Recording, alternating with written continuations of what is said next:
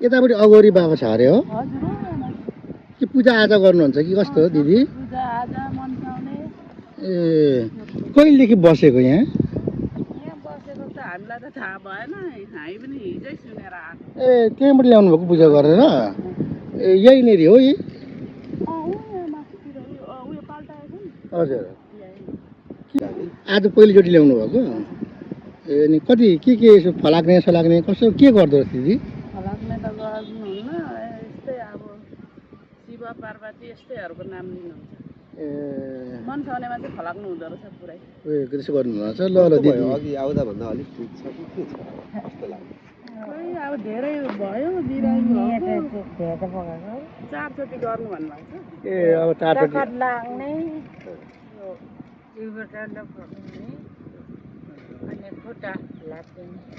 त्यो 10-15 मिनट भित्रमै फरक पर्छ कि उपचार हुन्छ भनेर भन्नु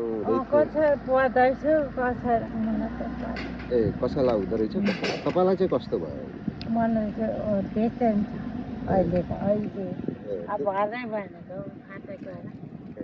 फेरि आउनुपर्छ भनेर ए अब फेरि आउनुहुन्छ ल ल हुन्छ जाने बिरामी दर्शक महानुभावहरू यति बेला म कमल गाउँपालिका 5 नम्बर वार्डमा आएको छु भने तपाईँले ब्याकग्राउन्डमा देखिराख्नु भएको छ यहाँ जङ्गल यहाँ जति यहाँ यो जङ्गलभित्र च्यानगारी रहेको छ र यो च्यानगारीमा एउटा अगौरी बाबा रहँदै गर्नुभएको सुनिसके पछाडि यति बेला म यो स्थगल रिपोर्टिङ गर्नका लागि आइसकेको छु भने तपाईँलाई यहाँको अगौरी बाबाको विषयमा जानकारी तपाईँलाई दिने प्रयास गर्नेछु भने यहाँनिर अगौरी बाबा यहाँ च्यानगारीभित्र बसिसके पछाडि यहाँ विभिन्न ठाउँबाट मानिसहरू आएर यहाँनिर बिरामीहरू आएर यहाँनिर पूजाहरू फलाक्ने के गर्दो रहेछ र यहाँ के कस्तो रहेको छ अगौरी बाबा कहाँबाट आउनुभयो र कति दिन भयो यहाँनिर यसरी बस्नुभएको भन्ने विषय पनि म उहाँसँग बुझ्ने प्रयास गर्नेछु भने यहाँ अन्य आउने मानिसहरूसँग पनि यसै विषयमा केही बुझ्ने प्रयास गर्नेछु सृजनशील खबर हेर्दै गर्नु होला यस्तै विविध जानकारी लिएर तपाईँहरूमा आउने नै छु म प्रस्तोता किशोर राई आउनुहोस् म तपाईँहरूलाई पक्कै पनि यहाँको केही आजको यो च्यानगारीभित्रको अगौरी बाबाको विषयमा केही म जानकारी दिनेछु यता के त हो पक्रेर गर न अब पक्रेर गर्ने अलिकति यति बेला म भित्र प्रवेश गरिसकेको छु भने धेरैजना मानिसहरू पनि आउनु भएको छ कहाँबाट आउनु भएको नबोल्ने ल हजुर यति बेला म भित्र प्रवेश गरिसकेको छु भने यहाँ धेरैजना मान्छेहरू च्यानगारी पनि रहेको छ यहाँ बिरामीहरूको उपस्थिति पनि त्यत्तिकै बाक्लो रहेको छ भने यहाँ देखिराख्नु भएको छ अगौरी बाबा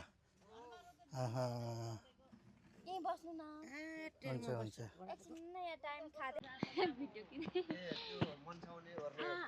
फुर्लुङ लिएर आएको बाबु अब जे भए पनि फुर्लुङ बोकेरी फुर्लुङ बोकिवरी आएको ए हजुर पनि बिरामी हुनुहुन्छ म पनि बिमारी त छु त बाबु म त धेरै भयो लामो बिमारी पो छु के बिरामी हुनुहुन्छ हजुर म त यो सबै थुप्रो मेरो त रोग धेरै दबाई खाँदैछु सुई लाउँदैछु हजुर हजुर थाइरोइड अरे प्रेसर अरे सुगर अरे के हो ए सबै बिरामी हुनुहुन्छ है सबै धेरै बिमारी र पनि मनको सन्तोष यता कति डाक्टर मात्रै गर्नु त हामी पनि गरौँ है भनेर अनि यहाँ त डरलाग्दो च्यानगारी रहेछ त च्यानगारी भित्र बस्नु भएको रहेछ त हाम्रो बाबाजी होइन अनि यसरी तपाईँहरू विश्वासले आउनुभएको छ पक्कै पनि निको हुनुहुन्छ होला अब निको भयो भने जाति जुन साह्रो खुसी एकदम यहाँ राख्नुलाई एकछिन ल खुसी नि धेरै रोगी भइगइ डाक्टरको दबाई मात्रै कति खानु बाबु अनि यसो मनको सन्तोक धामी छ गरे भनेपछि अस्ति आएको थिएँ जोखान हेरिदिनु भ्याउनु भएन झारझुर मात्रै गऱ्यो अनि अहिले आज फेरि फुर्लुङ लिएर आउनु है आमाहरू भन्नुभयो अनि लिएर आएको के लिएर आउनुभएको यो फुर्लुङ ए आज दोस्रोचोटि आउनुभएको आज अस्ति पनि शनिबार आएको थियौँ हजुर भिड थियो झारझुर मात्रै गरिदिनु जोखान पनि हेरिदिनु भ्याउनु भएन अस्तिको दिन यहाँ भित्र यति धेरै मान्छेहरू थाहा पाएपछि होइन विश्वासले निको हुनको लागि आउनुहुन्छ यहाँ हो तपाईँ यो दोस्रोचोटि आउनुभयो दोस्रोचोटि है हजुर कहाँबाट आउनुभयो यो पाडाझुङ्गीदेखि पाडाजुङदेखि पाडाझुङ्गीदेखि यहाँ कता कताबाट मान्छे आउला नि तपाईँले बुझे अनुसार मेरो बहिनी अस्ति माथि थाक्लेबार आएको थियो अनि धारणबार पनि आइङ भन्नुहुँदै थियो सुब्बाहरू यहाँ बात गर्दै हाँस्दै बस्यो ए हो त अनि अस्ति र अहिले आएकोमा जिउ कतिको अलिकति सन्चो भयो जस्तो कतिको लागेको छ त हजुरलाई खोइ अब हो अलिअलि हात भयो जस्तो कि जस्तो पनि घरिघरि लाग्दैछ घरिघरि अलिकति जिउमा के घरिघरि कति कति अलिकति सन्चो भयो जस्तो घरिघरि त अलिकति हलुङ हलुङ जस्तो पनि लाग्छ फेरि उस्तै पनि हुँदैछ हजुर हजुर त्यस्तो हुँदैछ र अनि धामी पनि लगाउँ न भनेर आएको नि यसो अनि यहाँ आउँदाखेरि के ल्याइदिनु पर्दो रहेछ त बाबाजीलाई खोइ त्यो त केही पो थाहा पाइन्न ए यो मात्रै बोकेर आउनु यति नै फुर्लुङ भन्यो पूजाको सामान भन्यो यहाँ केहरू लिङ खोइ डिम्बा ल्याउनु नि बिर्सिगयो बिर्सेर झरेछु अब ल्याउनु बहिनी जानुभएको छ अनि बिर्सिहाल्छु बाबु अब पूजा गर्नु अब गर्ने बाँकी रहेको छ बाँकी रहेको छ है भाइ विश्वास छ भने पक्रिनु हुन्छ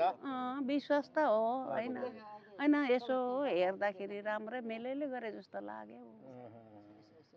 गरेको छ रोगीहरू नै आउँदैछ जस्तो लाग्यो है रोगीहरू आउँदैछ जस्तो लाग्यो अस्ति शनिबार हेर्दाखेरि कोही पेर्लास भएको 2 जना आएको थियो दुईजना आएको थियो पेर्लास भएको 2 जना आएको थियो तिनीहरू आएर अनि आएको थियो एउटा गौराधादेखि सोध्दै आयो यहीँ हजुर गौराधाको नि आयो अनि गौराधादेखि आएर सोध्दै थियो 12 वर्ष भयो मेरो बाबु हजुर के गरौँ गुरु भन्नुभयो ल्याउँदा हुन्छ कि हुँदैन भन्दै थियो हजुर अनि ल्याउनु नि नाम टिपाउनु भन्नुभयो अनि त्यो लिएन थाहा छैन 12 वर्ष पुगेको 12 वर्ष पुगेको फेसबुक यहाँनिर बिहानदेखि आउँछन् कि यसरी मान्छेहरू बिरामी मान्छेहरू बेलुका खोइ थाहा छैन है बाबु त्यो चाहिँ अब हिँड्नु पाउँदैनौँ हिजोदेखि हिजो नि आउँ भन्यो रात पनि गयो अनि आउनु भ्याइन्न राति त आउने कुरा भएन अब कता राति उदो आउनु जस विश्वास छ तपाईँ निको हुनुहुन्छ भनेर हस् त धन्यवाद दर्शक मानव यसरी यतापट्टि एकजना बहिनी हुनुहुन्छ नमस्ते बहिनी हजुरको शुभ नाम भन्नुहोस् न हजुर चाहिँ कहाँबाट आउनुभएको हजुर पनि बिरामी के बिरामी हुनुहुन्छ अनि यहाँ कहिले थाहा पाउनु भयो त यहाँ अगोरी बाबा यसरी डरलाग्दो च्यानगारीभित्र यसरी सानो टहरा बनाएर बसेको छ कसरी थाहा पाउनु फेसबुकमा हाल्नु भएको रहेछ मिडियाले अनि थाहा पाएर चाहिँ आएको आज तपाईँ पहिलोचोटि हो हैन हामी 6 दिन भइसक्यो ए रेगुलर 6 दिन भइसक्यो त कतिको जिउमा फरक आयो त तपाईँ 6 दिन आइराख्दाखेरि अन्य हेर्नु हुने तपाईँ जस्तै बिरामीहरूको लागि के भन्न चाहन्छ कतिको फरक पाउनु पर्छ त सन्चो हुँदैछ है एकदम धेरै सन्चो भएको छ अनि गुरुले फुकेर पनि दिनु भएको छ अब 30 दिनमा फेरि आउनु मन भएको छ ए अब आजको 30 दिन पछाडी अघि फलाकी सक्नु भयो यसो फुकफाक अहिले फुकफाक गर्नु भएको छैन ए अब एकछिन पछाडी एकछिन पछाडी एकदम तपाईँ जस परिवर्तन पाइराख्नु भएको छ आफ्नो पाइरहेछु के भन्नुहुन्छ त उहाँ हाम्रो अगोरी बाबाजीलाई के भन्नुहुन्छ त अब तपाईँ अलिक धेरैलाई सहयोग गर्नुभएको छ राम्रो गर्नुभएको छ सबैको निको भएको छ है हाम्रो अन्य अरू बिरामीहरूलाई अन्य बिरामीहरूलाई के भन्न चाहनुहुन्छ त अगोरी बाबाको यहाँ आएर उपचार गर्नको लागि केही गर्नको लागि के सन्देश दिन चाहनुहुन्छ हैन निको हुन्छ आउनुहोस् धेरै सहयोग गर्नुहुन्छ है भनेपछि उहाँ चाहिँ राति कहाँ बस्नुहुन्छ तपाईँ बुझ्नुहुन्छ यहीँ बस्नुहुन्छ यहीँ सुत्नुहुन्छ यहीँ बस्नुहुन्छ ध्यानमा बस्नुहुन्छ 12 बजीसम्म अरे त्यहाँबाट अनि उता सुत्नुहुन्छ यहीँ बस्नुहुन्छ हिजो हामी 7 बजीसम्म बसेर गएको यहाँ यहीँ बस्नुहुन्छ एक्लै बस्नुहुन्छ तपाईँ रक्सी छुटाउन लिएर आएको ए तपाईँले ठिक भयो ए रक्सी छोडिसक्नु भयो कति दिनमा छोड्नु भयो रक्सी एकै दिन अहिले खाउन लाग्दैन अहिले छैन हुलुक आउँछ ओहो त्यसो भने रक्सी छोड्ने काम पनि हुन्छ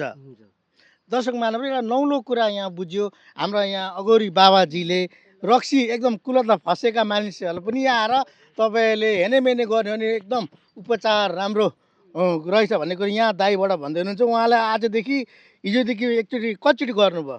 एकचोटि हिजो एकचोटि गरेको आज रक्सी खानु मन लागेको छैन छैन हेर्नै नभए पुरै नखाइ नसक्ने हुनुभएको थियो नखाइ नसक्ने भएको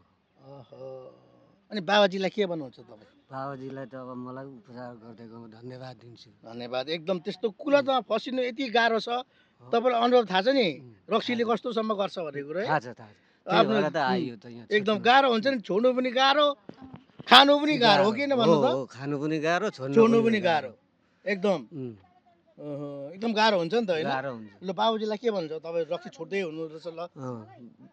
गुरुवालाई त धन्यवाद धन्यवाद यस्तो- एकदम तपाईँ जस्तो बिरामी अन्य बिरामीलाई के भन्नुहुन्छ त तपाईँ अब यहाँ आउनु उपचार गर्नु हजुर राम्रो हुन्छ ठिक हुन्छ उहुँ। कुलतबाट निस्किन्छ कुलतबाट निस्किनु भनेको नि यस्तो चिज हो बरु मान्छे मर्नु सजिलो हुन्छ कि हो किन भन्नु हो कुलतमा फसेको मान्छेलाई थाहा हुन्छ कि त्यसलाई त्यसको पीडा कस्तो हुन्छ भनेर हुन्छ थाहा छ मलाई नै थाहा छ अनि थाहा छ नि कतिको अब पीडा यहाँनिर हुन्छ हिजो हेर्दा हेर्दै खुन छाद अनि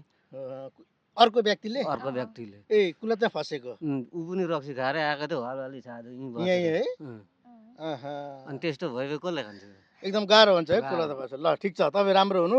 हाम्रो गुरुबाले तपाईँलाई के अरे फलाएपछि राम्रो हुँदै हुनुहुँदो रहेछ एकदम अझै पनि हामी अर्कोचोटि आउँदाखेरि तपाईँ एकदम अझै तन्दुरुस्ती भएको हेर्न पाऊँ तपाईँलाई धेरै धेरै धन्यवाद त्यसै गरी दर्शक महानुभाव यति पड्यो